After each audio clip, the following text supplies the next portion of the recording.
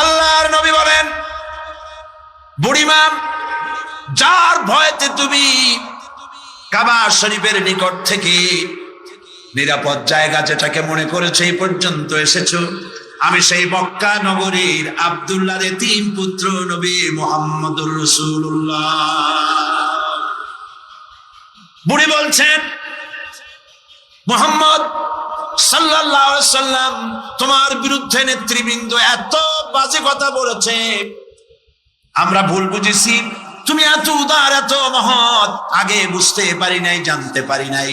ভুলের মধ্যে ছিলাম, আমি আর কাফের রইলাম না, আমিও মুসলমান হয়ে গেলাম। লা ইলাহা ইল্লাল্লাহু মুহাম্মাদুর রাসূলুল্লাহ। নবীজি মসজিদে হারামে প্রবেশ করলেন। সব নেতারা কলা পাতা, কচু পাতার মতো থরথর করে কাঁপছে। হুজুর জিজ্ঞেস করলেন, ও কুরাইশের নেতারা, আমার কাছে আজ কি ধরনের ব্যবহার তোমরা আশা করো? তারা বললেন, ওদের রূহ কি আছে ভিতরে? সব ঠোঁটের কাছে এসে গেছে। বলছে মুহাম্মদ সাল্লাল্লাহু আলাইহি ওয়াসাল্লাম, একজন উত্তম ভ্রাতা, একজন উত্তম ভ্রাতুষ্পুত্রের কাছ থেকে যে ধরনের ব্যবহার আশা করা যায়, আমরা সেই ধরনের ব্যবহার আপনার কাছে আশা করি।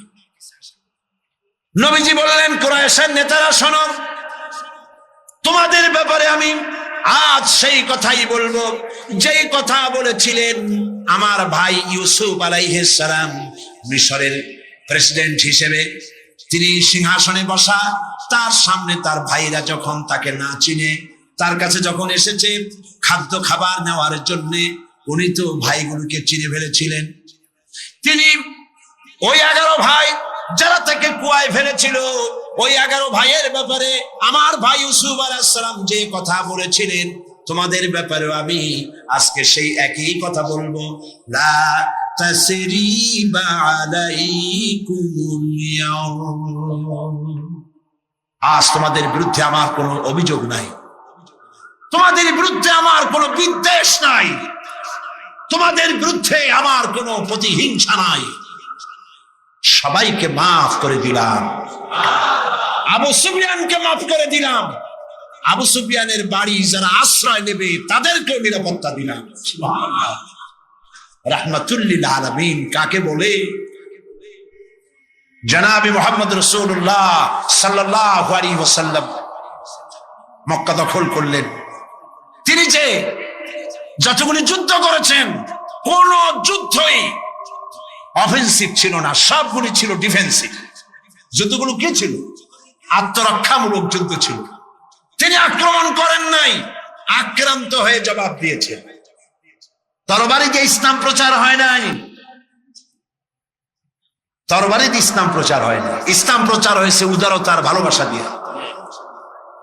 সেজন্যে বলতেছিলাম, নবী করিম সাল্লাল্লাহু আলাইহি সাল্লামের যত যুদ্ধ হয়েছে, কোন যুদ্ধ আক্রমণকারী তিনি ছিলেন না, আক্রান্ত হয়ে জবাব দিয়েছে। এবং সমস্ত যুদ্ধে মুসলমান ছিল কম, কাফের ছিল বেশি। জয়যুদ্ধ হয়েছে কারা? বলেন না কারা? মুসলমানেরা।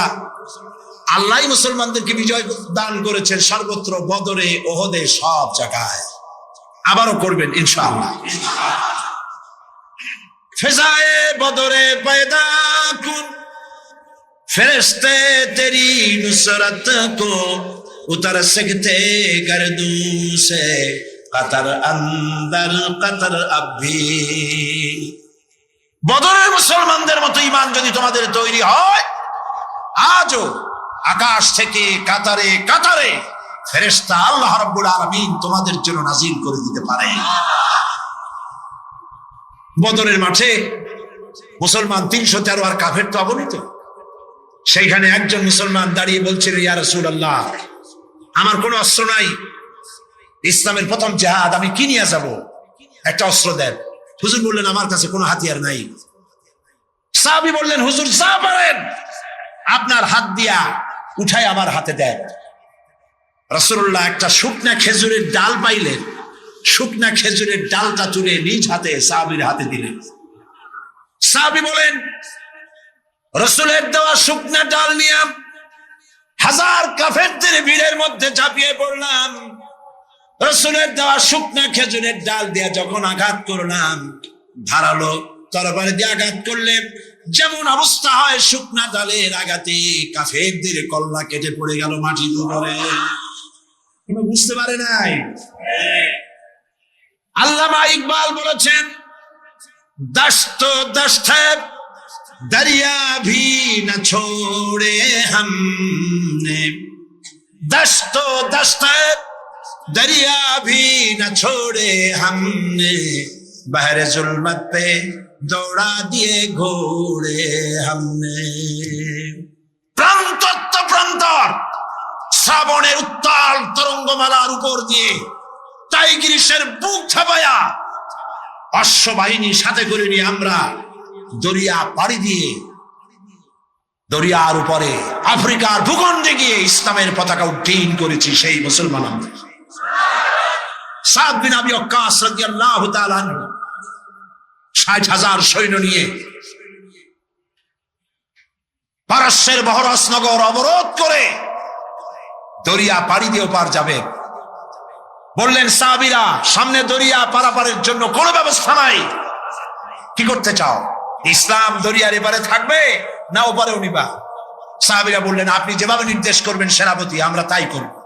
তিনি বললেন, প্রস্তুত হও, অশ্ববাহিনী, উষ্ট্রারোহী, তীরন্দাজ, তরবারিওয়ালা, যে যে অবস্থা আছো আমার সাথে দরিয়া ঝাঁপায় পড়ো। অন্ধকার রাত, দরিয়ায় উত্তল ঢেউ চলছে। এই ঢেউয়ের মধ্য দিয়ে অশ্বারোহী, উষ্ট্রারোহী ৬০,০০০ সৈন্যের নেতৃত্ব দিচ্ছেন সাদ বিন আবি ওয়াক্কাস। বললেন, পড়ো আমার সাথে, নাস্তাঈনু বিল্লাহি ওয়া নাতাওয়াক্কালু ওয়া নাতাওয়াক্কালু আলাইহি, হাসবুনাল্লাহু নি'মাল ওয়াকিল, নি'মাল মাওলা ওয়া নি'মান নাসীর। ঐতিহাসিকরা লিখছেন, ৬০,০০০ সৈন্য নিয়ে এই দরিয়া পাড়ি দিয়ে নদীর ওপারে চলে যাওয়ার পর তিনি জিজ্ঞেস করলেন, সবাই তোমরা এসেছো কিনা? রাতের আধারে সবাই বললেন, সবাই খোঁজ খবর নিয়ে গুনে দেখলেন একটা ঘোড়াও হারায় নাই, একটা উটও ডুবে যায় নাই, একজন মানুষ হারায় যায় নাই, একজন মানুষের হাতের তরবারিও দরিয়ার ঢেউ ছিটকায়া নেয় নাই।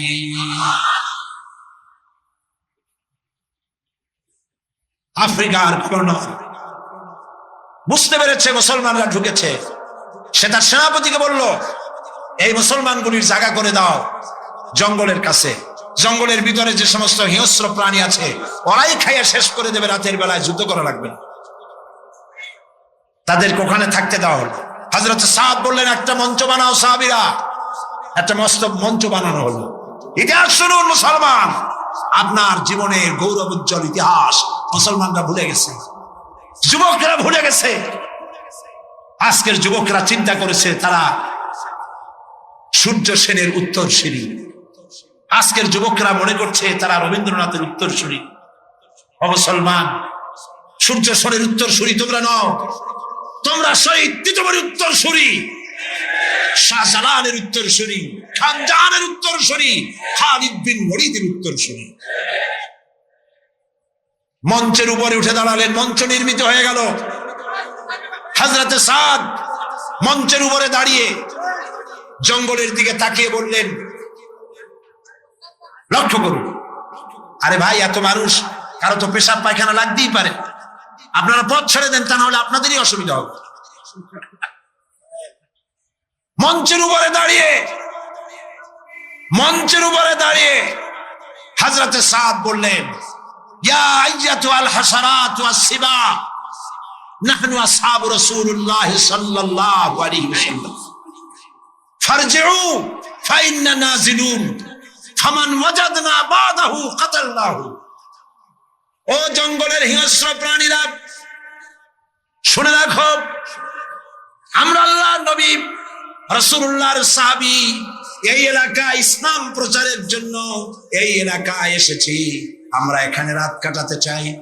সুতরাং তোমরা যারা এই জঙ্গলের ভিতরে হিংস্র প্রাণী আছো, আমাদের নিরাপত্তার কারণে এই এলাকা ছেড়ে অন্যত্র চলে যাও। আমার এই ঘোষণার পরে যদি কোনো হিংস্র প্রাণী আমাদের সামনে পড়ে যায়, তরবারি দিয়ে ফয়সালা করা হবে। কাফেরেরা চিন্তা করলো, পাগলেরা কয় কি, মঞ্চ বানাইয়া বাঘ সিংহরে ওয়াজ করতেছে, একটা কথা হইল।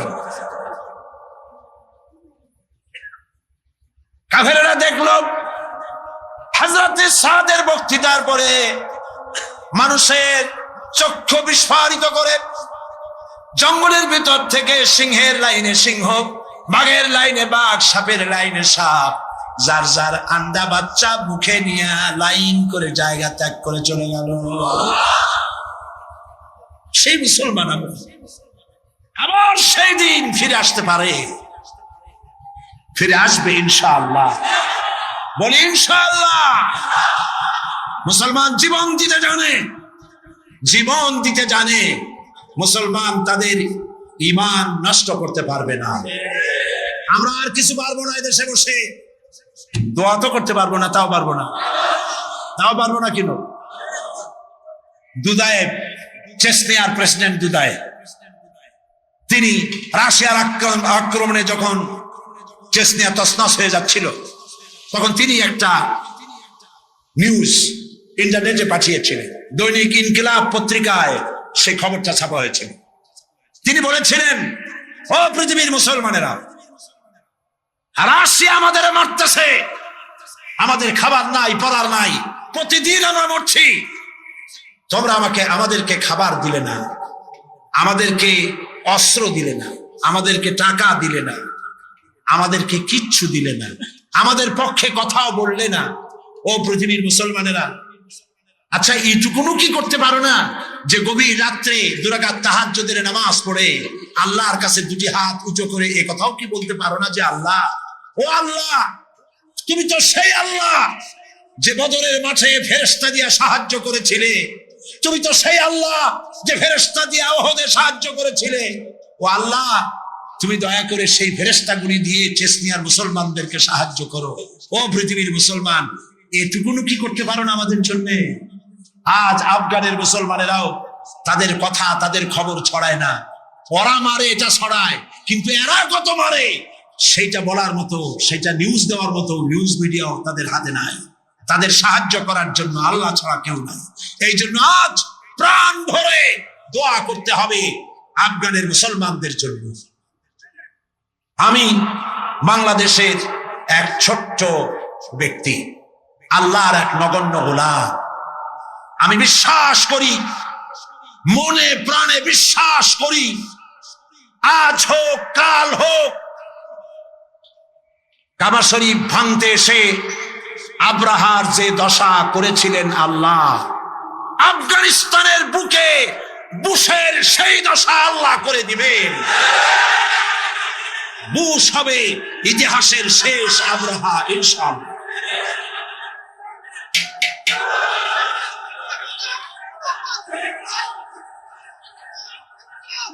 সেজন্য আজ আমরা আমেরিকার ইঙ্গো মার্কিন যে হামলা মুসলমানদের উপরে হচ্ছে, আল্লাহর সাহায্য কামনা করব দোয়ার মাধ্যমে। যত মানুষ দাঁড়ায় আছেন রাস্তায়, যত মানুষ দাঁড়ায় আছেন আশেপাশে, সব দোয়ার জন্য বসে পড়বেন, মোনাজাত হবে। এত বড় মোনাজাত জীবনে আরেকটা পাবো কোন নিশ্চয়তা আছে? যে যেখানে দাঁড়াইছে বসা মানুষেরা বসায় দেন। এত বড় মোনাজাত যার কপালে নাই সে তো কপাল পোড়া। যে যেখানে দাঁড়িয়েছে বসায় দেন, আর জোরে সোরে জিকির করেন সাল্লাল্লাহু আলাইহি ওয়াসাল্লাম। তার সম্পর্কে সূরা নাহলের মধ্যে আল্লাহ পাক বলেছেন, নবুয়ত রিসালাত সম্পর্কে আল্লাহ পাক কথাটা এভাবে বলেছেন, وعلى الله قصد السبيل ومنها جائر ولو شاء لهداكم أجمعين। আর সোজা রাস্তা বলে দেওয়ার দায়িত্ব আমার, যেখানে রয়েছে অসংখ্য বাঁকা পথ, আর আমি ইচ্ছে করলে গোটা পৃথিবীর সমস্ত মানব মণ্ডলীকে হেদায়েত করে দিতে পারতাম। শ্রমেরও নন, আমার ভাষারও নন, অথচ এই ব্যক্তির জন্য লাখো লাখো জনতা ঢল নেমেছে সার্কিট হাউস ময়দানে। এই ঢল নেমেছে কি সাইদিকে দেখার জন্য? নিশ্চয়ই নয়। আজকের এই ঢল নেমেছে বিশ্বনবী মুহাম্মদ রাসূলুল্লাহ সাল্লাল্লাহু আলাইহি ওয়াসাল্লামকে জানার জন্য। কেন এই আগ্রহ? আচ্ছা, এই আগ্রহ কি শুধুমাত্র খুলনার মানুষের? না, গোটা বিশ্বের সমস্ত মানুষের মুহাম্মদ সাল্লাল্লাহু আলাইহি ওয়াসাল্লামের প্রতি আগ্রহ। কারণ দুনিয়ায় যত নেতা এসেছেন, সমস্ত নেতা কথা বলেছেন, সংগ্রাম করেছেন নিজের দেশের জন্য, সংগ্রাম করেছেন, লড়াই করেছেন, জেল খেটেছেন, কষ্ট করেছেন, বক্তব্য রেখেছেন নিজের দলের জন্য, দেশের জন্য, নিজের ভাষার জন্য, নিজের আঞ্চলিক এলাকার জন্য। ঠিক কিনা বলেন? পৃথিবীর যে কোনো দেশের নেতা এই চরিত্রে, প্রত্যেকটি নেতা, পৃথিবীর যে কোনো নেতার নাম আপনি বলবেন, সব নেতা নিজের অঞ্চল, নিজের ভাষা, নিজের মানুষ, নিজের দল, এই জন্যই কথা বলেছে সারা দুনিয়ায়। বিশ্ব মানবতার জন্য কথা বলেছেন, নারীর জন্য, সাদা মানুষের জন্য, কালো মানুষের জন্য, নির্যাতিত মানবতার জন্য, শ্রমিকের জন্য, কৃষকের জন্য, বিশ্বব্যাপী সমস্ত মানুষের অধিকারের কথা পৃথিবীতে একজনই বলেছেন, যার নাম বিশ্ব নবী, বিশ্ব নেতা, সাইয়্যিদুল মুরসালিন, আশরাফুল আম্বিয়া, মুহাম্মদুর রাসূলুল্লাহ সাল্লাল্লাহু আলাইহি ওয়াসাল্লাম। আপন চরিত্র মাধুর্য দিয়ে পৃথিবীকে তিনি জয় করেছেন। তিনি যুদ্ধ করে পৃথিবীকে জয় করেননি, যুদ্ধ করে মানুষকে প্রদানত করেননি। তিনি মানুষের মন জয় করেছেন, মানুষকে আকর্ষণ করেছেন অনুপম চরিত্র মাধুর্য দিয়ে। আল্লাহর নবী মুহাম্মদ রাসূলুল্লাহ, সবাই বলেন সাল্লাল্লাহু আলাইহি ওয়াসাল্লাম, তার চরিত্রের প্রতি আকৃষ্ট হয়েছেন গোটা বিশ্ব। আল্লাহ পাক নিজেই যার চরিত্রের সার্টিফিকেট দিচ্ছেন। আল্লাহ রাব্বুল আলামিন বলেন, ওয়া ইন্নাকা লাআলা খুলুকিন আযীম। নবী হে, আপনি হচ্ছেন মহান চরিত্রের অধিকারী। সুবহানাল্লাহ বলবেন না? কে দিচ্ছেন এই সার্টিফিকেট? কে দিচ্ছেন? ও নবী, আপনি মহান চরিত্রের অধিকারী। খুলুকিন আযীম। আযীম কাকে বলে? আরবিতে চওড়া জিনিসকে বোঝাবার জন্য বলা হয় আরিব। গভীরতাকে বোঝাবার জন্য আরবিতে বলা হয় আমিক। কিন্তু যে চওড়া মাপা যায় না, কত চওড়া মাপার মতো কোনো ফিতা নাই, কত গভীর তা মাপার মতো কোনো যন্ত্র নাই। এত সীমাহীন চওড়া, সীমাহীন গভীর যে জিনিস, তাকেই বলা হয় আযীম। নবী হে, আপনি এমন মহান চরিত্রের অধিকারী যা পৃথিবী কেউ মেপে কুলাতে পারবে না। সুবহানাল্লাহ। এই সার্টিফিকেট দিচ্ছেন আল্লাহ রব্বুল আলামিন নিজেই। পৃথিবীর মধ্যখানে আল্লাহ তাকে পাঠালেন। শৈশব, কৈশোর, যৌবন কাটালেন যে মানুষদের মধ্যে, তারা তাকে আল আমিন বলল, সত্যবাদী বলল, বিশ্বাসী বলল। জীবনে একটি মিথ্যে কথা বলেননি। আপনারা বলেন এটা কত বড় কথা, এইটা কত বড় কথা। সারা জীবনে একটি মিথ্যে কথা উচ্চারণ করেননি মুখ দিয়ে। সুবহানাল্লাহ বলবেন না? কাউকে ঠকাননি, কাউকে প্রতারণা করেননি, কাউকে নিন্দা করেননি, কাউকে গালমন্দ করেননি, পরচর্চা, পরনিন্দা করেননি, কাউকে ব্যথা দেননি। সারা জীবন অন্যের ব্যথা শুনে ব্যথা মুছেছেন দুই হাতে, নিজে ব্যথা পেয়েছেন, কাউকে ব্যথা দেন নাই। বিশ্বনবী মুহাম্মদ সাল্লাল্লাহু আলাইহি ওয়াসাল্লাম। আল্লাহ পাক এই সুন্দর মানুষটিকে, এই মহান মানুষটিকে পৃথিবীতে পাঠালেন কি জন্য? আল্লাহ রাব্বুল আলামিন কোরআনে কারীমের ভিতরে পরিষ্কার করে বলেছেন, হুয়াল্লাযী আরসালা রাসূলাহু বিল হুদা ওয়া দীনিল হক লাইউযহিরাহু আলাদ-দীনি কুল্লিহি ওয়ালাউ কারিহাল মুশরিকুন। আল্লাহ হচ্ছেন তিনি যিনি তার রাসূলকে দ্বীন হক সত্যের বিধান সহকারে পৃথিবীতে পাঠিয়েছেন, এই জন্যে যাতে করে তিনি সমগ্র বিশ্বের মানুষের উপরে আল্লাহর আদর্শ, আল্লাহর ইসলামকে বিজয়ী করে দেন। তাতে যদিও তাতে এ বিষয় কাফেরদের কাছে অসহনীয়, কাফেরদের কাছে তা যতই অসহনীয় হোক, আল্লাহ পাক নবীকে এজন্য পাঠিয়েছেন পৃথিবীর মানব রচিত সকল মতবাদের উপরে আল্লাহ পাকের নবী বিজয়ী করে দেবেন। কোনটাকে? আপনারা শুনতেছেন না বোধহয় ঠিক মতো। কোনটাকে? ইসলাম। ইসলামকে বিজয়ী আদর্শে পরিণত করার জন্য আল্লাহ পাক তার রাসূলকে পৃথিবীর বুকে পাঠালেন। নবী করিম সাল্লাল্লাহু আলাইহি ওয়াসাল্লাম দ্বীনের দাওয়াত শুরু করেছেন। 40 বছর বয়সের সময় নবুয়ত পেলেন। উতর কর গারে হেরা সে সুয়ে কওম আয়া, उतर कर गारहरा से सुए कौम आया और एक नुस्खे किबिया सतलाया। হেরা পাহাড় থেকে নবী করিম সাল্লাল্লাহু আলাইহি ওয়াসাল্লাম নেমে আসলেন, হাতে আনলেন পরশ পাথর। সেই পরশ পাথরের নাম হচ্ছে কোরআন শরীফ। সুবহানাল্লাহ বলুন। এই পরশ পাথরের সংস্পর্শে যারাই এলো, আল্লাহ রাব্বুল আলামিন তাদেরকে সোনা, লোহাগুলিকে সোনা বানায় দিলেন, কয়লার খণ্ডগুলিকে হীরক খণ্ডে পরিণত করে দিলেন। নবী করিম সাল্লাল্লাহু আলাইহি ওয়াসাল্লাম কাবা শরীফের পাশে বসে তেলাওয়াত করছেন। আবু জাহেল, আবু লাহাবরা, যারা মুহাম্মদ সাল্লাল্লাহু আলাইহি ওয়াসাল্লামকে বলতো আল আমিন, বলতো সাদেক, বলতো, তারা এখন আর এই সম্বোধন করতে রাজি নয়। তারা বুঝতে পেরেছে তাদের আদর্শের দিন শেষ, তাদের নেতৃত্বের দিন শেষ। মুহাম্মদ সাল্লাল্লাহু আলাইহি ওয়াসাল্লাম নতুন এক আদর্শ নিয়ে এসেছেন।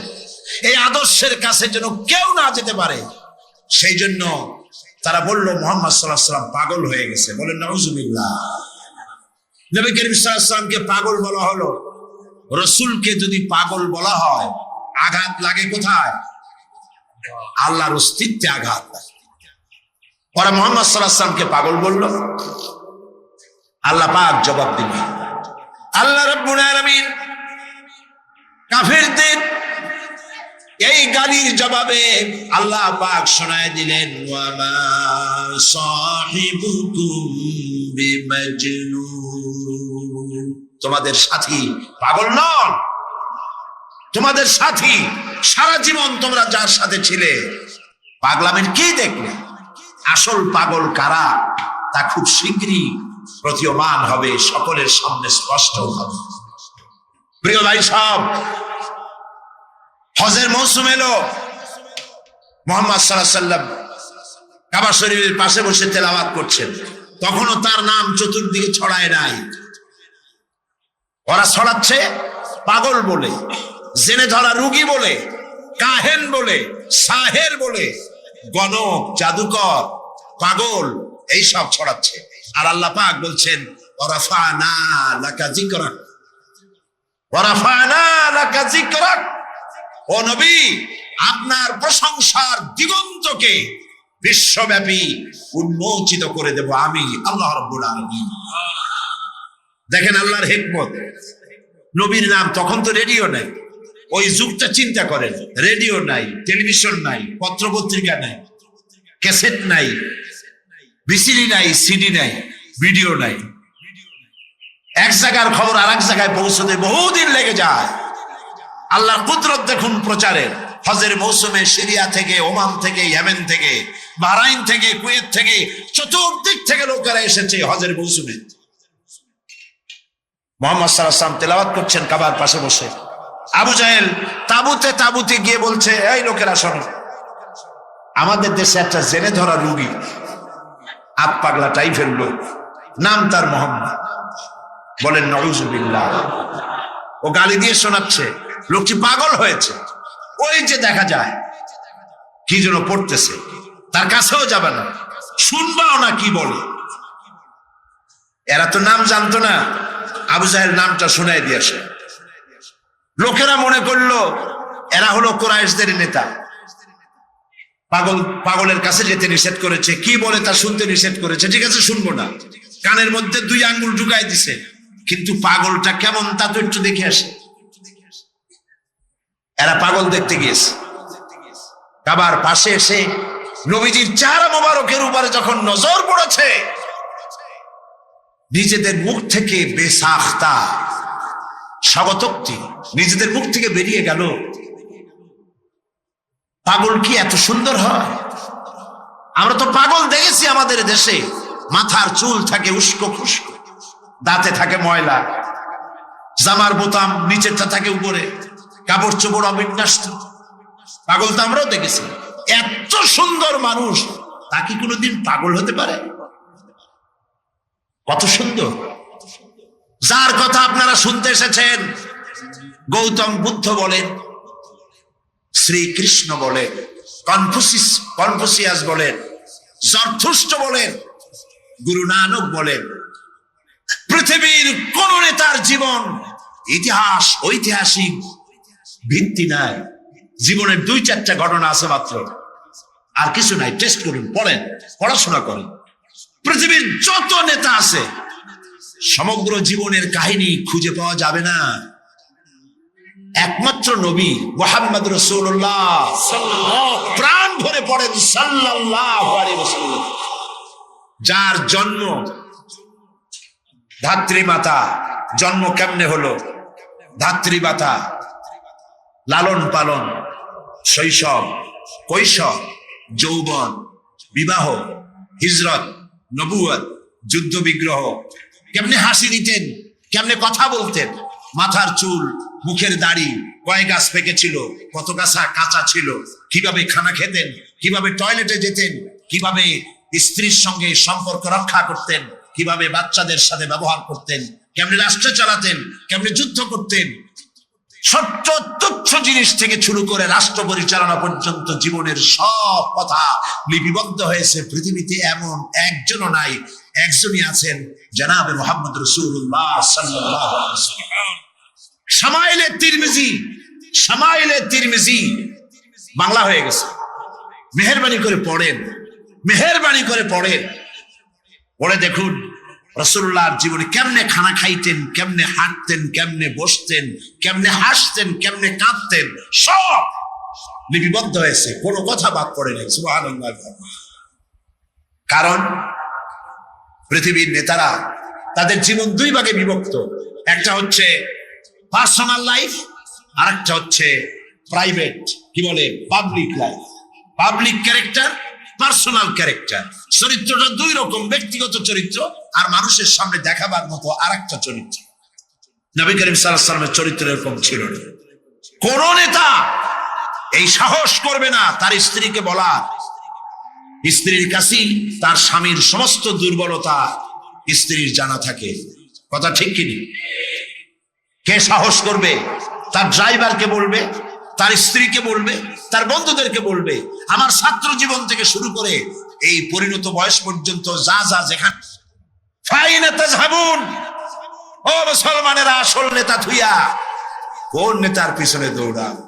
হায় রে কপাল পোড়া মুসলমান, তোমার নেতা আমার নেতা, সাতামাতা সাতামাতা, এইসব মানুষে কয় তোমার নেতা আমার নেতা বিশ্ব নবী মুস্তাফা সাল্লাল্লাহু আলাইহি ওয়াসাল্লাম। সিলে বলো, তোমার নেতা আমার নেতা কে?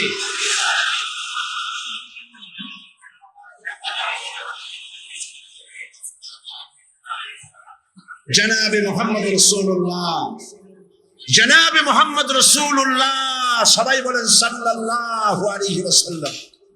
সুবহানাল্লাহ, কি চরিত্র, কি সুন্দর!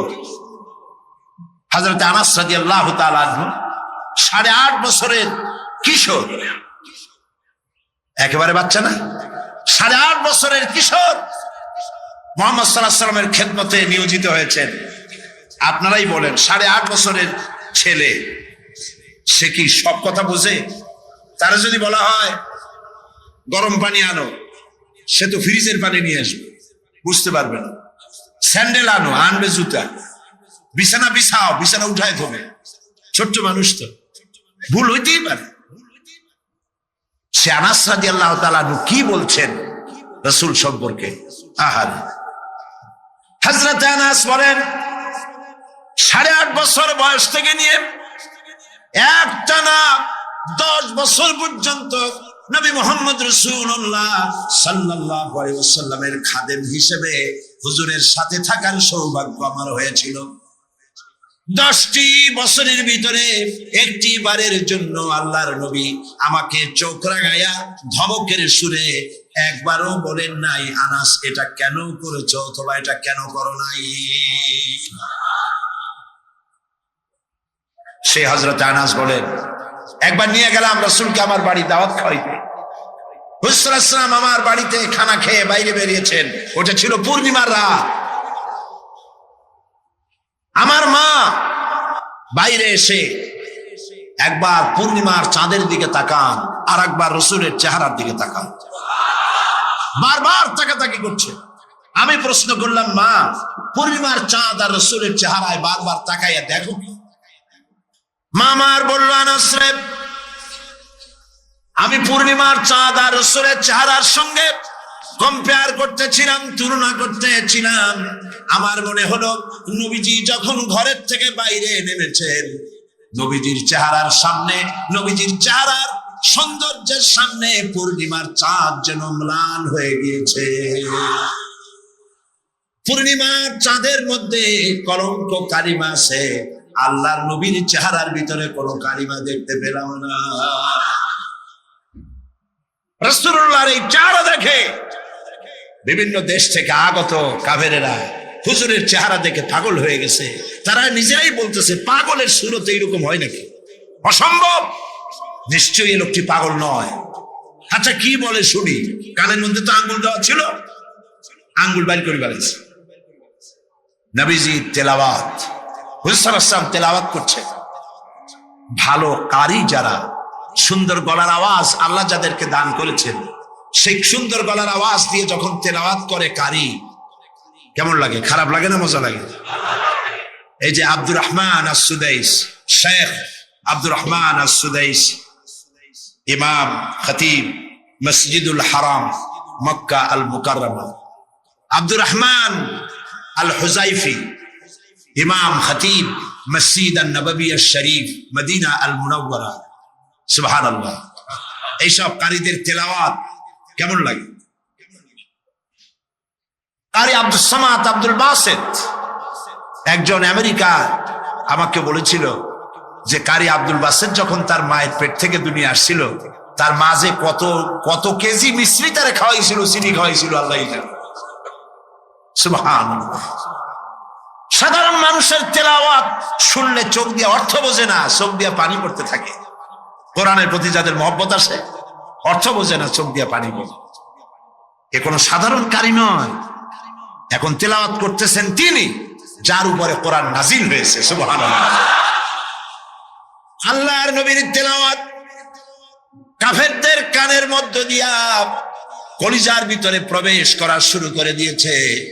বাইরের থেকে যে লোকগুলি আসলো, নবীজির মুখে তেলাওয়াত শুনে নিজেদের অজান্তেই তাদের মুখ থেকে বেরিয়ে গেল, লা ইলাহা ইল্লাল্লাহ মুহাম্মাদুর রাসূলুল্লাহ।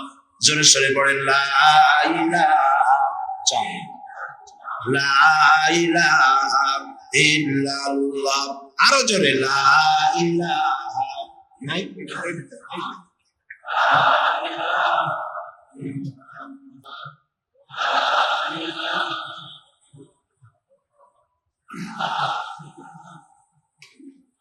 লা ইলাহা ইল্লাল্লাহ মুহাম্মাদুর রাসূলুল্লাহ। নবী করিম সাল্লাল্লাহু আলাইহি ওয়াসাল্লামের অনুপম চরিত্র মাধুর্যের মধ্য দিয়ে ইসলামের দাওয়াত ছড়িয়ে পড়ল সবখানে। সিরিয়া, কুয়েত, কাতার, বাহরাইন, মিশর সব দিকে ছড়িয়ে পড়তে লাগলো। কাফেরেরা বাধার বিন্ধ্যাচল সৃষ্টি করলো, তারা নেতৃত্ব দিতে চাইলো। রাসূলুল্লাহ নেতৃত্ব নেন নাই। আবু তালেব বলেছিল, আবু তালেবের তারা কি বলেছিল, মুহাম্মদ সাল্লাল্লাহু আলাইহি ওয়াসাল্লামকে শুধু একটা প্রস্তাব দেন, সোনা দানা সুন্দরী নারী যা চায় সব দেব, তবু যেন লা ইলাহা ইল্লাল্লাহ এই দাওয়াতটা যেন না দেয়। তাহলে বুঝেন লা ইলাহা ইল্লাল্লাহ কত কি বিপ্লবাত্মক কথা। আমরা বুঝি না বলে আমাদেরকেও অ্যাকশন করেন, যারা শোনে না, যারা শোনে তাদের মধ্যেও অ্যাকশন করেন। মুহাম্মদ সাল্লাল্লাহু আলাইহি ওয়াসাল্লামের কাছে যখন এই প্রস্তাব গেল, এই প্রস্তাব তিনি মেনেছিলেন? মেনেছিলেন? আল্লাহর নবী বলেছিলেন, চাচা আবু তালেব নেতৃবৃন্দকে শুনিয়ে দেন, সোনা দানা টাকা পয়সা তো দূরের কথা, যেটা তারা দিতে পারবে না, তাও যদি তারা দিতে পারে আকাশের ওই সূর্যটা এনে যদি ওরা মুহাম্মদ সাল্লাল্লাহু আলাইহি ওয়াসাল্লামের হাতে ডান হাতে উঠায় দেয়, আকাশের ওই পূর্ণিমার চাঁদটা ধরে এনে ওরা যদি মুহাম্মদ সাল্লাল্লাহু আলাইহি ওয়াসাল্লামের বাম হাতে তুলে দেয়, এর বিনিময়ে আল্লাহর নবী মুহাম্মদ রাসূলুল্লাহ সাল্লাল্লাহু আলাইহি ওয়াসাল্লাম এক মুহূর্তের জন্য তাওহীদের দাওয়াত বন্ধ করে দেবে না। আমি এসেছি পৃথিবীর বুকে ইসলামকে বিজয়ী করার জন্য। আল্লাহ পাক তার রাসূলকে সাহায্য করলেন, 13 বছর মক্কায় থেকে লোক তৈরি করলেন। বন্ধুরা, ইসলাম শুধু নামাজ রোজা হজ যাকাত সর্বস্ব নয়, ইসলাম কমপ্লিট কোড।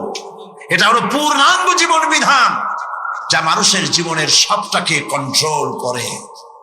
এটা বুঝতে চায় না ধর্ম নিরপেক্ষবাদীরা। আল্লাহ তৈরি করেছেন ইসলাম, শয়তান তৈরি করেছে সেকুলারিজম। ধর্ম নিরপেক্ষ মতবাদ কে তৈরি করেছে? জোরে বলেন, কে করেছে? শয়তান তৈরি করেছে। আর আল্লাহ সৃষ্টি করেছেন, তৈরি করেছেন মানবতার কল্যাণের জন্য ইসলাম। সমস্ত নবীদেরকে আল্লাহ পাক কিসের উপরে পাঠাইছেন? কি প্রচার করতে পাঠাইছেন? বলেন, জবাব দেন, কি প্রচার করতে পাঠিয়েছেন? ধর্ম নিরপেক্ষ মতবাদ প্রচার করতে আল্লাহ যে নবীকে পাঠাইছেন সেই নবীর নাম কোন? কোন নবীকে পাঠাইছেন? ধর্ম নিরপেক্ষ মতবাদ প্রতিষ্ঠার জন্য পৃথিবীতে এসেছে শয়তান। কে এসেছে? চিল্লায়ে বলেন। কাজী ওদের কাছে ধর্ম হলো বিপদ, ধর্ম নিরপেক্ষ মতবাদীদের কাছে ধর্ম হলো বিপদ। আর ইসলাম মানবতার কল্যাণ সাধনে পৃথিবীতে ইসলাম এসেছে। তুমি কেন ধর্ম নিরপেক্ষ মতবাদী হবে? তোমাকে ইসলামে আসতে হবে, কারণ ইসলাম আল্লাহর তৈরি করা। 13 বছর বসে লোক তৈরি করলেন নবীজি। কেমন লোক? আবু বকর, ওমর, উসমান, আলী, আব্দুর রহমান বিন আউফ, আবু উবাইদা ইবনুল জাররাহ, খাব্বাব, খুবাইব, আম্মার রিদওয়ানুল্লাহি তাআলা আলাইহিম আজমাইন। এই সব সাহাবী সব তৈরি হয়ে গেল। এই পথে, ইসলাম প্রতিষ্ঠার পথে বাধা দিল বৃদ্ধরা, আর সহযোগিতা করল আবু লাহাব, উতবা, সাইবা, মুগিরা, গোষ্ঠী সুদ্ধা সব 40 উপরে। এদের বয়স 40 উপরে। আর যারা নবীকে সহযোগিতা করলেন, আবু বকর, ওমর, ওসমান, আলী, আব্দুর রহমান বিন আউফ, জুবাইর ইবনুল আওয়াম রিদওয়ানুল্লাহি তাআলা আলাইহিম আজমাইন, সব 37, 26, 17, 8.5 এইরকম করছে। হযরত আলী যখন ইসলাম কবুল করেন বয়স ছিল 8.5 বছর মাত্র। সুবহানাল্লাহ কইতে ইচ্ছা করে না? জুবাইর ইবনুল আওয়াম, আব্দুর রহমান বিন আউফ মাত্র 17 বছরের যুবক। ওমর রাদিয়াল্লাহু তাআলা মাত্র 26 বছরের টকবগে ভরা যুবক। যুবকরা সাহায্য করেছে, বুড়োরা বিরোধিতা করেছে। তাই বলে আজকে যে সমস্ত বৃদ্ধরা এখানে আছেন তারা মন খারাপ করবেন। আমরাও কিন্তু ওই কালটা কাটায় আসছি, যৌবন কালটা, ঠিক না? আমি তো আপনাদের দলে, আমরা ওই কালটা কাটিয়ে এসেছি। তবে সেই কালটা যদি আল্লাহর দ্বীনের কাজে লেগে থাকে সেটাই হলো কিসমতের কথা। সুবহানাল্লাহ। এই সৌভাগ্য ইসলামী ছাত্র শিবিরের। আলহামদুলিল্লাহ বলি, আলহামদুলিল্লাহ বলি। বন্ধুগণ, নবী করিম সাল্লাল্লাহু আলাইহি ওয়াসাল্লাম দ্বীন প্রতিষ্ঠার লক্ষ্যে 13 বছর পূর্ণ হয়ে গেল। মদিনায় লোক তৈরি হয়ে গেল, মক্কায় লোক তৈরি হয়ে গেল। এবার রাষ্ট্র ক্ষমতা হাতে নেওয়ার পালা। আজকের এই বিশাল জনসমুদ্রে ধর্মনিরপেক্ষ মতবাদী আদর্শে যদি কোনো বিশ্বাসী ব্যক্তি থাকেন, আমি আমার ওই ভাইকে বলবো, লক্ষ্য করে শোনেন, হিজরতের বেলায় রাসূলুল্লাহকে আল্লাহ কি শিখাচ্ছে? যারা ধর্ম আর রাজনীতি আলাদা মনে করেন, ধর্মনিরপেক্ষতার আদর্শে বিশ্বাসী হওয়ার কারণে তারা কান খুলে শুনুন, রাসূলুল্লাহকে হিজরতের সময় আল্লাহ কি দোয়া শিখালেন। আল্লাহ রাব্বুল আলামিন নবীজিকে শিখালেন হিজরতে। নবীজিকে শিখানো হলো, রব্বি আদখিলনি মুদখালা সিদকিন ওয়া আখরিজনি মুখরাজা সিদকিন ওয়াজআলনি মিন লাদুনকা সুলতানান নাসীরা। আয় আমার রব, আমাকে সত্যের সাথে প্রবেশ করাও, সত্যের সাথে আমাকে বের করো, আর সুলতানে নাসির আমার হাতে দাও। সুলতানে নাসির দুনিয়ার সব মুহাদ্দিসিন মুফাসসিরিনে কিরাম একমত, সুলতানে নাসির মানে রাষ্ট্রীয় পাওয়ার। আয় আল্লাহ, তুমি আমাকে রাষ্ট্রীয় পাওয়ার হাতে দাও, রাষ্ট্র ক্ষমতা দাও। রাষ্ট্রীয় ক্ষমতা হাতে পেলেই জনগণকে ভালো বানানো যায়, শুধু নসিহত করে মানুষকে ভালো বানানো যায় না। ঠিক কিনা বলেন? ঠিক কিনা বলেন? রাষ্ট্রীয় ক্ষমতা হাতে থাকতে হয়। রাষ্ট্রীয় ক্ষমতা যদি ভালো মানুষের হাতে থাকে, মানুষ ভালো হয়। খারাপ মানুষের হাতে থাকলে মানুষ খারাপ হয়ে যায়। কারণ উপরের পানি নিচে নামে, নিচের পানি কখনো উপরে যায় না। রাষ্ট্রের হুকুম মতোই তো দেশ চলে। এই রাষ্ট্রীয় ক্ষমতায় যারা থাকে, তারা যদি সন্ত্রাসী না হয়, জনগণ সন্ত্রাসী হইতে পারে না। রাষ্ট্রীয় ক্ষমতায় যারা থাকে, তারা যদি দুর্নীতিবাজ না হয়, তাহলে জনগণও দুর্নীতিবাজ হইতে পারে না। রাষ্ট্রীয় ক্ষমতায় ভালো মানুষ যদি যায়, তাহলে দেশ ভালোভাবে চলতে পারে। ঠিক কিনা? আল্লাহর নবী আরো বলেছেন, আকাশের অসংখ্য তারকা পুঞ্জের ভেতরে পূর্ণিমার চাঁদের যে মর্যাদা, আল্লাহ রাব্বুল আলামিনের নবী বলেন, আমার উম্মতের মধ্যে আমার উলামাদের সেই মর্যাদা। এদেশে ইসলাম, সততা, চরিত্র, দ্বীন, ঈমান যতটুকু টিকে আছে, তা আলেমদের কারণে, হাক্কানি পীর বুজুর্গদের কারণেই তা টিকে আছে। সুবহানাল্লাহ বলেন, আলহামদুলিল্লাহ বলেন। ইসলামী আন্দোলন, আলেম ওলামা, পীর বুজুর্গ, মাদ্রাসা মসজিদ, এরা এদেশের ঈমান, আমান, চরিত্র, দ্বীন, আমানতদারি, টুপি, দাড়ি এরাই টিকায় রাখছে। আলহামদুলিল্লাহ।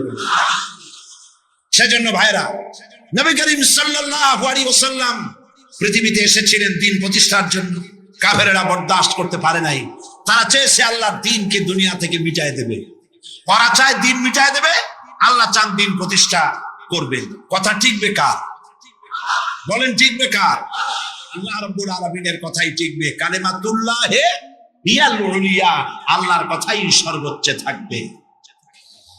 আল্লাহ রাব্বুল আলামিন কোরআনে কারীমের মধ্যে বলে দিয়েছেন, ওয়ালা তাহিনু ওয়ালা তাহজানু ওয়া আনতুমুল আলাউনা ইন কুনতুম মুমিনিন।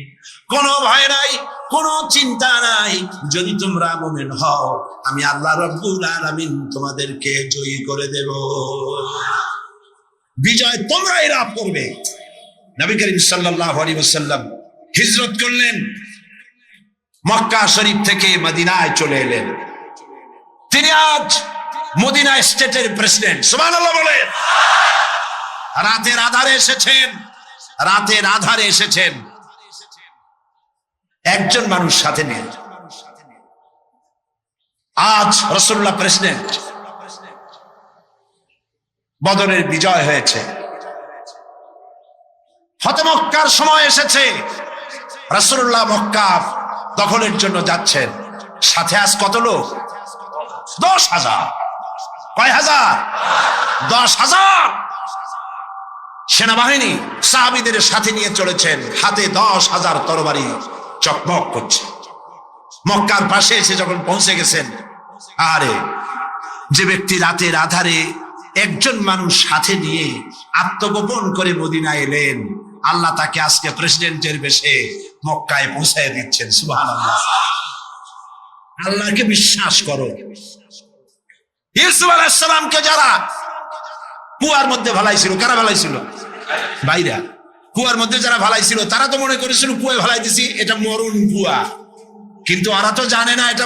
আমি গিয়ে বললাম, আমরা কাছে গিয়ে বললাম, ইয়া রাসূলুল্লাহ, আপনি কি আমাদের জন্য দোয়া করবেন না? আপনি কি আমাদের জন্য আল্লাহর কাছে সাহায্য প্রার্থনা করবেন না? আমরা তো মার খেতে খেতে মরে গেলাম, আমরা তো ক্ষুধার জ্বালায় মরে গেলাম, কাফেরেরা আমাদেরকে নির্যাতন করতেছে। তখন অবস্থা এমন ছিল হযরত খাব্বাবকে তারা আগুনের উপরে চিৎ করে শোয়াছে, আংটা আগুন বিছায় দিয়া ওই আগুনের উপরে হযরত খাব্বাবকে শোয়া দিয়া হযরতে খাব্বাবের বুকের পরে পাথর চাপা দিয়েছে যেন খাব্বাব নড়াচড়া করতে না পারে। হযরতে বিলালকে উটের পায়ের সাথে রশি লাগায়া উট তাড়াইছে। উট দৌড়াতে দৌড়াতে যখন হয়রান হয়ে গেছে, আর দৌড়াতে পারে না, উটের পা থেকে বিলালকে খসায়া উত্তপ্ত মরুভূমির ভিতরে চিৎ করে ফেলে দিয়ে চতুর্দিকে কাফেরেরা দাঁড়িয়ে লোহার ডান্ডা দিয়া পিটাইছে আর বলেছে, বিলাল রে এখনো লাত মানাতের পরেই মানান। হযরত বিলাল তখন কোন রকম একটা আঙ্গুল আকাশের দিকে উঁচু করে বলেছেন, আহাদ আহাদ। হুজুর একজন বুড়া লোককে বলছিলেন, মিয়া তুমি তো বেহেশতে যাবে না, তুমি তো বুড়া মানুষ, তুমি তো বেহেশতে যাইতে পারবে না। লোকটা কান দিয়া অস্থির হয়ে গেছে। রাসূল বলছেন যে বেহেশতে বুড়া মানুষ যাবে না, তাহলে তো আমার উপায় নাই। হুজুর বলছেন, না, তুমি যখন বেহেশতে যাবে তুমি যুবক হয়ে যাবে। সুবহানাল্লাহ ওয়া বিহামদিহি। একজন কালো মানুষকে হুজুর বলছেন যে কালো মানুষ বেহেশতে যাবে না, সে তো একদম কান দিয়া হয়রান। হুজুর বলছেন, দেখো তুমি যখন বেহেশতে যাবে তুমি কালো থাকবে না, তুমি সুন্দর সুশ্রী হয়ে যাবে। সুবহানাল্লাহ। জাহান্নামীরা ক্ষুধার যন্ত্রণায়, তৃষ্ণার যন্ত্রণায় আকাশের দিকে তাকায় থাকবে, উপরের দিকে তাকায় থাকবে, বলবে আরে যদি একটু বৃষ্টি হতো, মেঘ হতো। হঠাৎ করে দেখবে যে উপরে কালো মেঘ হয়ে গেছে, মনে করবে যে এবার বুঝি বৃষ্টি হবে, পানি পান করব। মেঘ তারা দেখতে পেল, মেঘের ভিতর থেকে অল্পক্ষণের ভিতরে গরম পানি পড়বে, এমন গরম পুঁজ, এমন গরম রক্ত পড়বে যেগুলি পান করলে পরে সঙ্গে সঙ্গে পেটের নাড়ি ভুঁড়ি আর কলিজা পিছনের দরজা দিয়ে সব বেরিয়ে যাবে। নাউযুবিল্লাহি মিন যালিক। আয় আল্লাহ, এই কঠিন অবস্থা থেকে তুমি আমাদেরকে হেফাজত করো। জোরে বলেন আমিন। সবাই বলেন আমিন। আমার ভাইয়েরা, তামসার ব্যাপার নয়। ও যুবক ভাইয়েরা, শিক্ষিত ভাইয়েরা, তামসা করার ব্যাপার না। দুনিয়ায় খেল তামাশা ফুর্তি করার জায়গা না। जगह जी लगाने के लिए ये दुनिया नहीं है, ये इबरत की जा है तमाशा नहीं है। দুনিয়া উপদেশ গ্রহণ করার জায়গা, খেল তামাশা করার জায়গা না। এই পৃথিবীতে আল্লাহ রাব্বুল আলামিন বলেন, নাফরমানি করলে পরে জাহান্নামে যাবেই, জাহান্নামে যেতে হবে। ওই জাহান্নামীদেরকে কি খেতে দেওয়া হবে? আল্লাহ পাক বলছেন, শোনো, খেতে দেব কি? ফুটন্ত গরম পানি তাদেরকে পান করতে দেওয়া হবে। লাইসা লাহুম তুআমুন ইল্লা মিন দরির, কাঁটা যুক্ত ঘাস তাদেরকে খেতে দেওয়া হবে। লা ইউসমিনু ওয়ালা ইউগনি মিন জু, এই খাবারে তাদের শরীর পরিপুষ্ট হবে না, আর ক্ষুধাও নিবৃত্ত হবে না। আমার বন্ধুগণ, এমন কঠিন জাহান্নামের অবস্থা থেকে মাপ পাওয়ার জন্য ইমানের জোশ আসতে হবে, ইমানদার হতে হবে, আর নাফরমানিকে ছেড়ে দিতে হবে। জাহান্নামে যখন মানুষদেরকে নিয়ে যাওয়া হবে, জাহান্নামীদেরকে, ইদা উলকু নামে আসলি, কেন দোজখে আসলি? আলাম ইয়াতিকুম নাদির, তোর কাছে কি কোনো ভীতি প্রদর্শক কেউ যায় নাই? কোন নবীর কথা কি শোনো নাই? কোরআনের কথা কি শোনো নাই? হাদিসের কথা কি শোনো নাই? জাহান্নামে কেন এলি? এত বড় খারাপ জায়গা কেন আসলি? শোনো নাই কি? কোনো ভয় দেখানো কেউ কি সব সতর্কবাণী শোনায় নাই? বেঈমানেরা বলবে, ক্বালু বালা ক্বাদ জাআনা নাযীর, হ্যাঁ আমাদের কাছে এসেছিল, আমাদের কাছে ভীতি প্রদর্শনকারী এসেছিল। ফাকাযযাবনা ওয়া কুলনা মা নাযালাল্লাহু মিন শাই, এসেছিল, কিন্তু আমরা বলেছি বেটা মিথ্যে কথা বলে, জোরে কর নাউজুবিল্লাহ। বেটা মিথ্যে কথা বলে। কিসের বেহেশত, কিসের দোজক? খালি খালি দোজকের একটা ভয় দেখাইয়া দুনিয়ার এই টাটকা সুখগুলি নষ্ট করতে চায় এরা। পয়গম্বরদের এরকম বলেছে, আর আলেমদেরকেও যখন কোরআন হাদিস থেকে বলা হয় তখন বলে এরা জানি দোজকের কথা কইতে, দোজক কিসের আর বেহেশত, সে তো এক অসভ্য উদ্যান, জোরে কর নাউজুবিল্লাহ। এমনি করে তারা তামসা করে। ওরা বলবে আমরা এসেছিল ভীতি প্রদর্শনকারী, আমরা মিথ্যে মনে করেছি, বলেছি ওটা মিথ্যে কথা, আর বলেছি আল্লাহ এই ধরনের কিছু নাজিল করেন নাই। জাহান্নামীরা বলবে ওয়াকালু লাউ কুন্না নাসমাউ আও নাকিলু মা কুন্না ফি আসহাবিস সাঈর। আরে লাউ কুন্না নাসমাউ, তার মানে হলো যদি আমরা শুনতাম অর্থাৎ মানতাম, যদি নবীর কথা মানতাম, কোরআনের কথা যদি মানতাম, আর যদি ভালো করে বুঝতাম, মা কুন্না ফি আসহাবিস সাঈর, তাহলে আজকে এই জাহান্নামের কঠিন শাস্তি আমাদের লাভ পেতে হতো না, জাহান্নাম থেকে বেঁচে যেতে পারতাম। কি সর্বনাশ করলাম বুঝি নাই, যা কিছু শুনেছি মানুষের কথা মতো শয়তানের ওয়াসওয়াসায় পড়ে তো ভুলই করলাম। সেদিন যতই আফসোস করা হোক না কেন, এই আফসোস কোনো কাজে লাগবে না। সুতরাং ওই জাহান্নামের কঠিন শাস্তি থেকে রক্ষা পাওয়ার জন্য, এই জাহান্নাম এত বড় কঠিন, যার জন্য একজন মহিলা হাদিস শরীফে এসেছে, হুজুর সাল্লাল্লাহু আলাইহি ওয়াসাল্লামের কাছে এসে বলছে, হে আল্লাহর রাসূল, আমি জিনা করেছি, আমাকে শাস্তি দেন। ওই মহিলা জানে যে জিনার শাস্তি হলো তাকে প্রাণদণ্ড দিয়ে দেওয়া, সঙ্গে ছাড় করে দেওয়া, মহিলা জানে। হুজুরের সামনে এসে বলছে, হুজুর আমি জিনা করেছি। হুজুর মুখ ফিরাইলেন ডান দিকে, মহিলা আবার ডান দিকে এসছে, বলছে হুজুর আমি জিনা করে শাস্তি দেন। হুজুর আবার বাম দিকে ফিরলেন, মহিলা আবার বাম দিকে। তিনবার বলা হয়ে যাওয়ার পর হুজুর বলছেন, ও মহিলা, জিনা করার পর তার দ্বারা তুমি গর্ভবতী হয়েছো নাকি? বলে হ্যাঁ, গর্ভবতী হয়েছে। আল্লাহর নবী বললেন, মহিলা তুমি অপরাধ করেছো, কিন্তু তোমার গর্ভস্থিত সন্তান তো কোনো অপরাধ করে নাই, সুতরাং তোমার উপরে শরীয়তের হদ জারি করা যাবে না, ডেলিভারি হোক তারপরে বিচার হবে।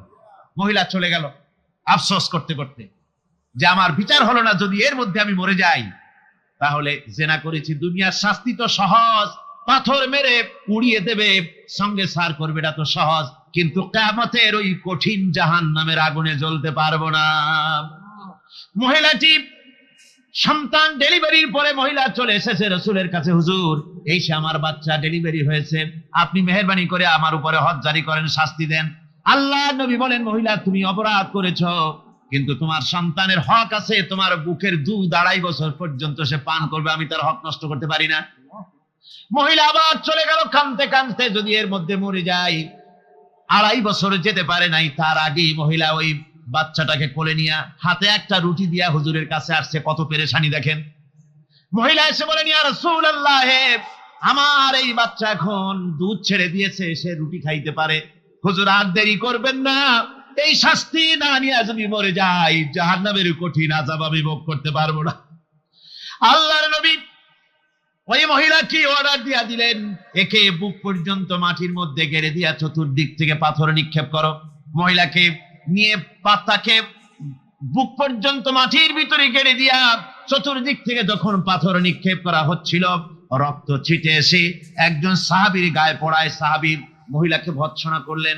আল্লাহর নবী বললেন শুনতে পেরে, নবীজি বললেন, ও সাহাবী ভৎসনা করো না, বরং এই মহিলার তওবা আল্লাহ রাব্বুল আলামিন এমন ভাবে কবুল করেছেন, যদি সে তওবা দুনিয়ার সব মানুষকে ভাগ করে দেওয়া যায় তাহলে সমানভাবে ভাগ করে দেওয়া যাবে।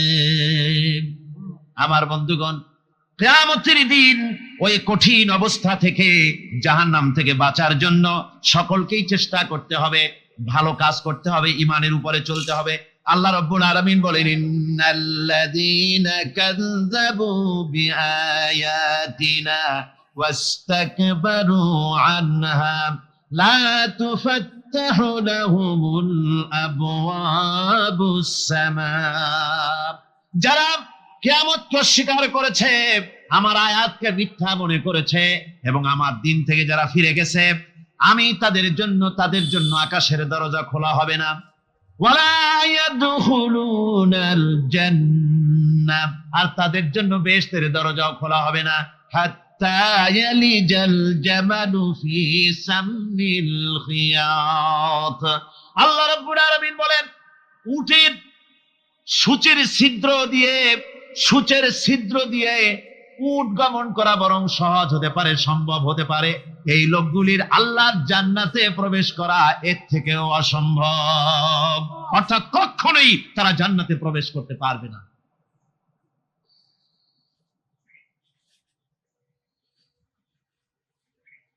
হযরত মাওলানা বলছেন যে এই লোকেদের খুব কষ্ট হচ্ছে, দাঁড়াবারও জায়গা নাই, একটু চেপে আসেন। দাঁড়াবেন না, আপনারা কিন্তু দাঁড়াবেন না, মেহরবানি করে একটু চেপে আসেন। খুবই গুরুত্বপূর্ণ আলোচনা, বেয়াদবি করবেন না। বসা অবস্থায় সামনের দিকে চাপেন, বসা অবস্থায় মঞ্চের দিকে চেপে আসেন। আর একটু জোরে সরে জিকির করেন, লা ইলাহা ইল্লাল্লাহ, লা ইলাহা ইল্লাল্লাহ, লা ইলাহা ইল্লাল্লাহ।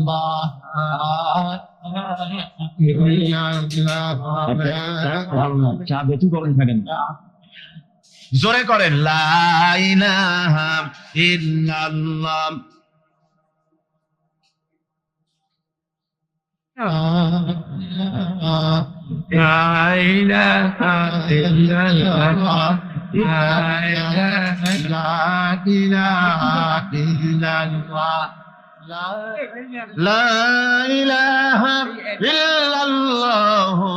মুহাম্মাদুর রাসূলুল্লাহ। বসেন, একটু দাঁড়াবেন না, বেয়াদবি হয়ে যাবে। কোরআনে কারীমের আলোচনার মাহফিল, খবরদার দাঁড়িয়ে থাকবেন না, বসেন, তাড়াতাড়ি করে বসেন। আল্লাহ রাব্বুল আলামিন বলছেন, লাহুম ফিহা কুল আযালিকা খায়রুন আম জান্নাতুল খুলদিল্লাতী উইদাল মুত্তাকুন কানাত লাহুম জাযাআন ওয়া মাসীরা। আল্লাহ বলছেন, এই সব কথা বলার পরে জাহান্নামের সব শাস্তির কথা শুনাইয়া আল্লাহ বলছেন, বলেন, কুল আযালিকা খায়রুন, এই পরিণতি কি ভালো যে জাহান্নামের পরিণতির কথা বলা হলো? তোমরা যে সমস্ত অবাধ্যতা করতেছো, ঈমান আনতেছো না, নবীকে গালাগালি করছো, ইসলাম মানতেছো না, নাফরমানি করছো, এর পরিণতি যা হবে, আযালিকা খায়রুন, এই পরিণতি কি ভালো? আম জান্নাতুল খুলদিল্লাতী উইদাল মুত্তাকুন, অথবা সেই চিরন্তন জান্নাত যার ওয়াদা করেছেন আল্লাহ পাক মুত্তাকিনদের জন্য। কানাত লাহুম জাযাআন ওয়া মাসীরা, যে জান্নাত হবে তাদের কর্মের প্রতিফল, আর এটাই হবে তাদের মহাযাত্রার শেষ মঞ্জিল। সেই জান্নাত, যে জান্নাত আল্লাহ রেখেছেন মুমিনদের জন্য। কাদের জন্য জান্নাত? মুমিনদের জন্য। সেটা এমন জান্নাত হবে, লাহুম ফিহা মা ইয়াশাউনা খালিদিন, যা চাইবে মনের আশা আকাঙ্ক্ষা অনুযায়ী সব পাবে বেহেশতের মধ্যে। খালিদিন, চিরকাল সেখানে থাকবে। কানা আলা রাব্বিকা ওয়াদাম মাসউলা, এটা হচ্ছে তোমার রবের অবশ্য পূরণীয় ওয়াদা। জোরে বলেন সুবহানাল্লাহ। এটা তোমার আল্লাহর ওয়াদা এবং অবশ্যই তিনি তা পূরণ করবেন। তোমরা জান্নাতে থাকবে, সেখানে যা চাইবে তাই পাবে। একজন বলছিল, জান্নাতে যাইয়া যা চাইবো তাই যদি পাই তাহলে তো খুব ভালো কথা। কয় যে, হুজুর, আমার তো হোক্কা খাওয়ার দারুণ অভ্যাস, তা বেহেশতের মধ্যে হোক্কা পাবো? বুজুর্গ ব্যক্তি বলছেন, আল্লাহর বান্দা, বেহেশতে যাইয়া যদি তুমি হোক্কা খাইতে চাও তো আল্লাহ তোমার হোক্কা দিবেন, কিন্তু আল্লাহর কসম করে বলতে পারি, বেহেশতে যাইয়া এমন পচা জিনিস খাওয়ার তোমার ইচ্ছে জাগবে না। এত ভালো জিনিস তুইয়া এই পচা জিনিস খাওয়ার ইচ্ছা তোমার জাগবে না মনের ভিতরে। বেহেশত আল্লাহ রাব্বুল আলামিন মুমিনদের জন্য রেখেছেন। আমার ভাইয়েরা, সে বেহেশতের বর্ণনা কোরআনে কারীমের মধ্যে আল্লাহ দিয়েছেন। একদিকে জাহান্নাম, কোরআনের বর্ণনা কত সুন্দর। জাহান্নামের কথা শুনতে শুনতে লোকেরা আল্লাহর ভয়তে হতাশ হয়ে যেতে পারে, আল্লাহর ভয়তে। সেই জন্য যত জায়গায় জাহান্নামের বর্ণনা আছে, সাথে সাথে আবার আশার সঞ্চার করার জন্য আল্লাহ জান্নাতের কথা বলেছেন। কাহ্হার এবং জব্বার নাম আল্লাহ যেখানে ব্যবহার করেছেন, সাথে সাথে আবার গফুর রহিম নাম ব্যবহার করেছেন, বান্দা যেন হয়রান হয়ে না যায়। আমার ভাইরা, একদিকে জাহান্নামের এই কঠিন শাস্তির কথা, আবার অপর দিকে আল্লাহ বলেন, শোনো, এমন জান্নাত আমি রেখেছি মাসালুল জান্নাতিল্লাতী উইদাল মুত্তাকুন, এমন বেহেশত মুত্তাকিনদের জন্য যার ওয়াদা করা হয়েছে এমন বেহেশত, সেটা ফিহা আনহারুম মিন মাইন গায়রি আসিন, সেখানে এমন সুন্দর স্বচ্ছ পানির ঝর্ণাধারা, সুমিষ্ট পানির ঝর্ণাধারা রাখা হয়েছে। ওয়া আনহারুম মিন লাবানিন লাম ইয়াতাগায়্যার তা'আমুহু, আর সেখানে দুধের ঝর্ণা রাখা হয়েছে যার স্বাদ কখনো নষ্ট হবে না। বেওকিফেরা বলে কি, কয় জান্নাতের ভিতরে মদ খাওয়ানো হবে। ওই যে একটা সাপ্তাহিক পত্রিকা, এক শয়তান মহিলা, অর্থাৎ ইসলাম যাবে না জানে না, খবিসা মহিলা, ইসলামের প্রতি বিদ্বেষ, এই বিদ্বেষ নিয়ে সে লিখেছে, কয় বেহেশত হচ্ছে অসভ্য উদ্যান, জোরে কয় নাউজুবিল্লাহ। বেহেশত হচ্ছে অসভ্য উদ্যান, আর এই বেহেশতের ভিতরে পৃথিবীর অতৃপ্ত বহুগামী পুরুষদের স্থান হচ্ছে বেহেশত। আর সেই বেহেশতের ভিতরে আল্লাহ পাক মানুষদেরকে মদ খাওয়া সুন্দরী সুন্দরী নারী দেবেন। এইসব সুন্দরী নারী আর মদের প্রলোভন দেখিয়ে মানুষকে নামাজ পড়াবার জন্য, রোজা করবার জন্য উৎসাহিত করা হয়েছে। জোরে কর নাউজুবিল্লাহ। কোরআন শরীফে কোথাও বলা হয় নাই যে বেহেশতের মধ্যে আল্লাহ মদ খাওয়াবেন। আছে কোথাও? আছে কোথাও? বরং আল্লাহ রাব্বুল আলামিন বলেছেন জান্নাতে কি পান করাবো শোনো, ওয়াসাকাহুম রাব্বুহুম শারাবাস, সেটাই সে নিজেও তাই চিন্তা করে। আমার বন্ধুগণ, জান্নাতের ভেতরে আল্লাহ রাব্বুল আলামিন এভাবে মধুর ঝর্ণা রাখবেন, দুধের ঝর্ণা রাখবেন, সতত প্রবাহিত ঝর্ণা ধারা সেখানে থাকবে। মুত্তাকিনা আলাল আরাইকি লা ইয়ারাউনা ফিহা শামসান ওয়ালা জামহারিরা, জান্নাতীরা ঠেস দিয়ে ছায়ার মধ্যে আরাম করে বসে থাকবেন, না তাদেরকে সূর্যের তাপ জ্বালাতন করবে, আর না তাদের সেখানে কোনো কষ্ট হবে। এমনি করে আরাম করে তারা তার ভেতরে থাকবে, আর সেখানে তাদেরকে সুন্দর করে ছায়া সুনিবিড় এক সুন্দর জান্নাতের ভেতরে এক সুন্দরতম পরিবেশের মধ্যে আল্লাহ রাব্বুল আলামিন তাদেরকে সেখানে রাখবেন। এরপরে তারা ওয়াইদা রাআইতা সুম্মা রাআইতা নাঈমান ওয়া মুলকান কাবীরা, সেখানে যেদিকেই তাকাবে সেদিকেই শুধু নিয়ামতের সাম্রাজ্য দেখতে পাবে, শুধু নিয়ামত আর নিয়ামত, এগুলি তাদের চোখে পড়বে। সেখানে না সূর্যের তাপ আর না শীতের প্রকোপ, কোনো কষ্ট নাই, মানুষের শরীর থেকে ঘামও বেরোবে না, সেখানে বার্ধক্য এসে কাউকে পীড়া দিবে না। আমার ভাইয়েরা, ওই জান্নাতের ভিতরে আল্লাহ রাব্বুল আলামিন অগণিত নিয়ামত মানুষের জন্য রেখেছেন, নিজের বান্দার জন্য রেখে দিয়েছেন। ওয়া হুরুন আইন, বেহেশতীদের জন্য রয়েছে সুন্দর চক্ষুধারী হুরগণ রয়েছে সেখানে জান্নাতীদের জন্য। কামসালিল লুলুইল মাকনুন, যেন সে এতই সুন্দর, যেন গোপনে রক্ষিত মুক্তার মতো, মুক্তা সদৃশ, এভাবে সুন্দরী হুরদেরকে আল্লাহ রাব্বুল আলামিন তার বান্দাদেরকে সেখানে রেখেছেন। লা ইয়াসমাউনা ফিহা লাগওয়ান ওয়ালা তা'সীমান ইল্লা কিলান সালামান সালামা, কোন পাপ সেখানে মানুষ দেখবে না, কোন বাজে কথা সেখানে শুনবে না, শুধু শান্তি আর শান্তি। আল্লাহ রাব্বুল আলামিন মুমিন বান্দাদের বলবেন, উদখুলুল জান্নাতা আনতুম ওয়া আজওয়াজুকুম তুহবারুন। আল্লাহ রাব্বুল আলামিন বলবেন, ও আমার বান্দারা, জান্নাতে প্রবেশ করো, তোমাদের স্ত্রীদেরকে সাথে নিয়ে জান্নাতে চলে যাও। সুবহানাল্লাহ ওয়া বিহামদিহি। তোমাদের স্ত্রীদেরকে নিয়ে, সাথে করে নিয়ে জান্নাতের ভিতরে চলে যাও, সেখানে তোমরা আরামে থাকো। ইউতাফু আলাইহিম বিসহাফিম মিন যাহাবিন ওয়া আকওয়াবিন ওয়া ফিহা মা তাশতাহিল আনফুস ওয়া তালাজ্জুল আ'য়ুন ওয়া আনতুম ফিহা খালিদুন। তাদের সামনে সেখানে স্বর্ণ নির্মিত থালা এবং সমস্ত পাত্র তাদের সামনে ঘুরতে থাকবে, তারা সেখানে আরামে মন ভোলানো সাজ সজ্জা সরঞ্জামাদি ইত্যাদি দেখে তারা সেখানে অবাক হয়ে যাবে। এত সুন্দর জান্নাতের পরিবেশ দেখে তারা হয়রান হয়ে যাবে। এই জান্নাতীদের কি আল্লাহ রাব্বুল আলামিন ফেরেশতাদেরকে অর্ডার করবেন, ও আমার ফেরেশতারা, আমার এই বান্দাগুলিকে জান্নাতের দিকে নিয়ে যাও।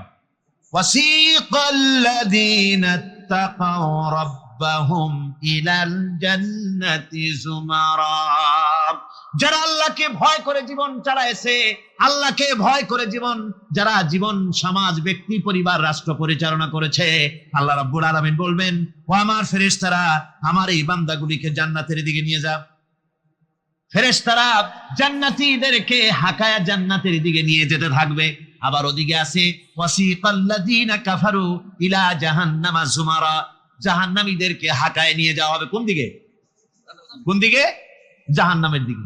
এখন ওয়াসিকা মানে হাঁকায় নিয়ে যাওয়া, বেহেশতীদেরকেও হাঁকায় নিয়ে যাবে, আর জান্নাতীদের কি কয় দোজখী যারা তাদেরকেও হাঁকায় নেওয়া হবে, আর বেহেশতীদেরকেও হাঁকায় নেওয়া হবে। এটা কেমন কথা? দুই জায়গায় হাঁকানি খাওয়ান লাগবে। হাঁকানি বোঝেন তো? ধাক্কা। তো দুই জায়গায় ধাক্কা খাইতে হবে, তাহলে কিরকম বেহেশত যে ফেরেশতাদের ধাক্কা খাইতে খাইতে যাওয়া লাগবে, ব্যাপারটা কি?